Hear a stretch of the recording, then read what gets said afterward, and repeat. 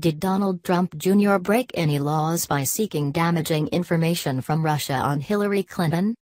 Washington. Emails released by Donald Trump Jr. Tuesday show he was excited about the possibility of the Russian government providing him with damaging information about Hillary Clinton during last year's presidential campaign. "If it's what you say, I love it," the president's eldest son wrote to an intermediary eager to set up a meeting where Trump Jr. was promised information that would incriminate Clinton. Is Donald Trump Jr. legally vulnerable? Maybe. There's a lot more to learn from the ongoing investigations by a special counsel and congressional committees, which are whether Trump associates colluded with Russia. The U.S. intelligence community has concluded that Russian President Vladimir Putin directed a campaign of cyberattacks and fake news to influence the 2016 presidential election in favor of Trump. "I don't think we're at the end.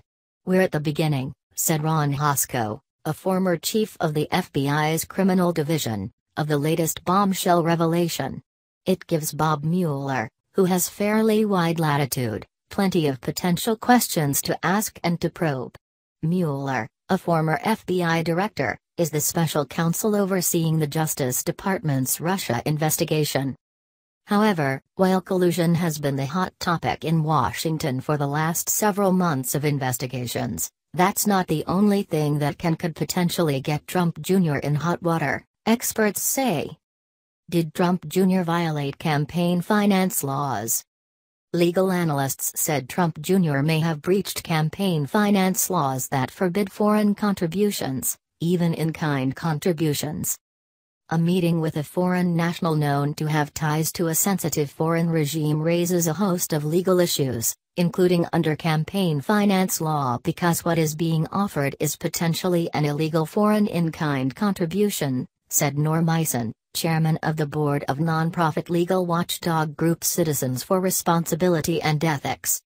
In a complaint filed Monday, liberal watchdog group Common Cause asked the Federal Election Commission and the Department of Justice to investigate whether campaign finance laws were broken. The complaint says the law prohibits a non-citizen from giving, or promising to give, anything of value in hopes of influencing an election. The violations of federal campaign finance law alleged in the attached complaint pose a direct threat to democracy and national security in the United States, wrote Common Cause's Paul S. Ryan. Isn't a campaign contribution usually, well, money?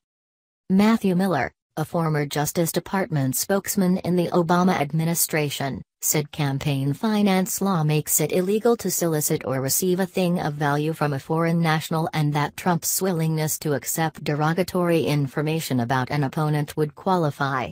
Pretty clear he did that, and not just from a foreign national, but one he knew was working on behalf of a foreign government, Miller said in an email.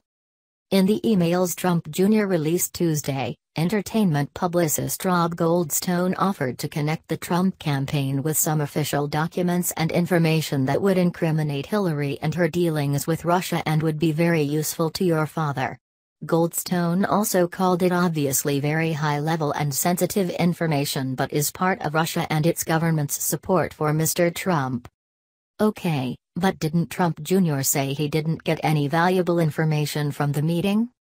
In the midst of the huge controversy circling Donald Trump Jr., the Russian lawyer with whom he met with is coming clean. Susanna Victoria Perez, at Susanna_VP, has more. Buzz 60. Yes, Trump Jr. said that no information was ultimately provided in the June 9, 2016, meeting Goldstone set up with Kremlin-linked lawyer Natalia Veselnitskaya.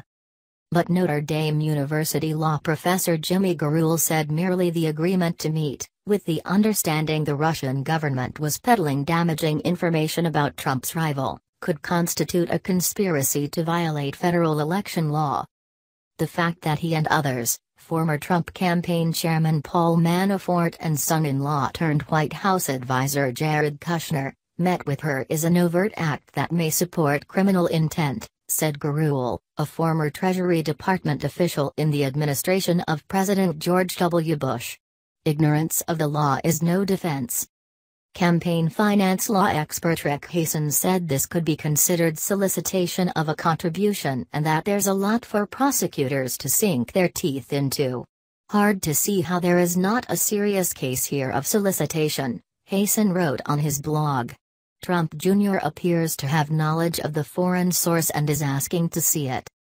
Hasen said it's also possible other laws were broken, such as laws against coordinating with a foreign entity on an expenditure. Read more.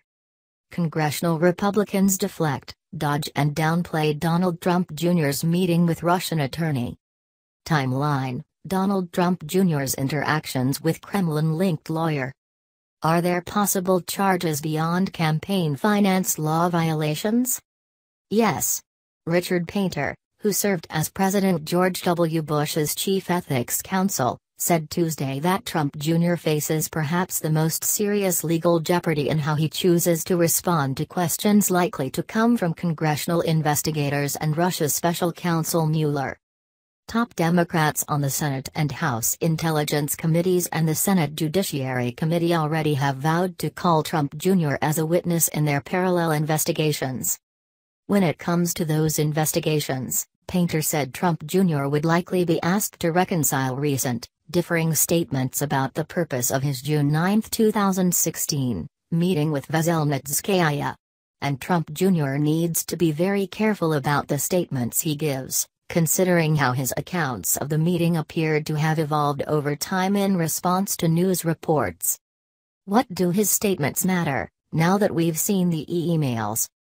Donald Trump Jr. released emails suggesting incriminating information about his father's Democratic campaign rival, Hillary Clinton. USA Today. It's all part of a general pattern of truthfulness, which will matter a lot to investigators once he's a witness or subject of an investigation, Painter said.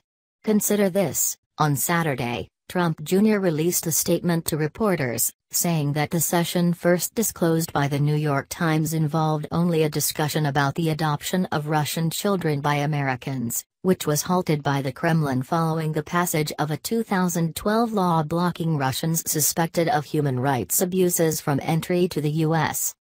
One day later, Trump Jr. conceded that the pretext of the meeting was an offer of information damaging to the Clinton campaign.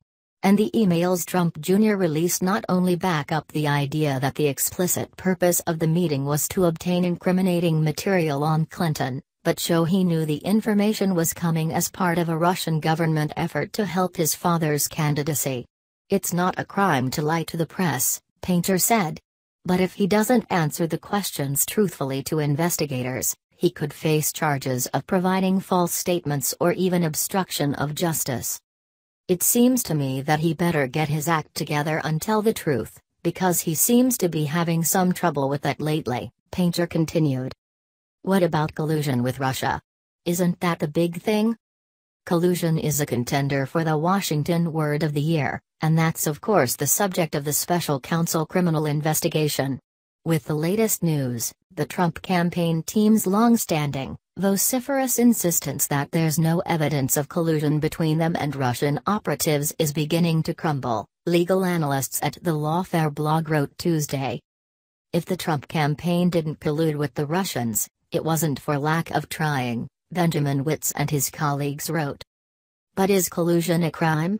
Pundit Fact, a project of the Tampa Bay Times and the Poynter Institute, ran that by 3 prominent election law scholars. They said there are at least 4 laws that would prohibit the sort of activities under investigation, even if the laws don't specifically use the word collusion. In addition to possible campaign finance law violations, discussions between a campaign and a foreigner could violate the law against fraud, said John Coates of Harvard University Law School.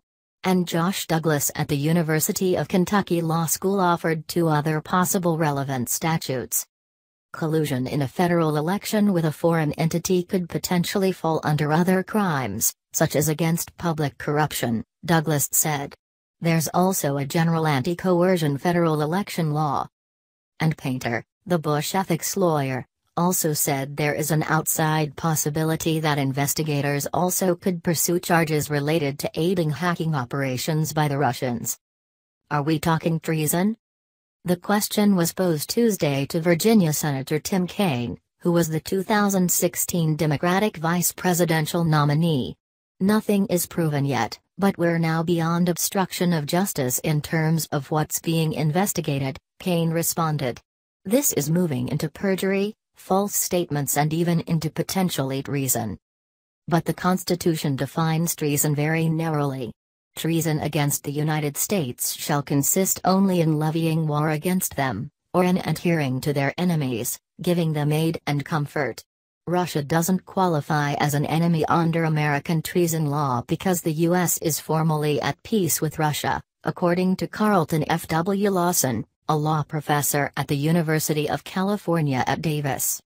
Indeed, a treason prosecution naming Russia as an enemy would be tantamount to a declaration of war, Lawson wrote in an opinion piece published in the Washington Post in February.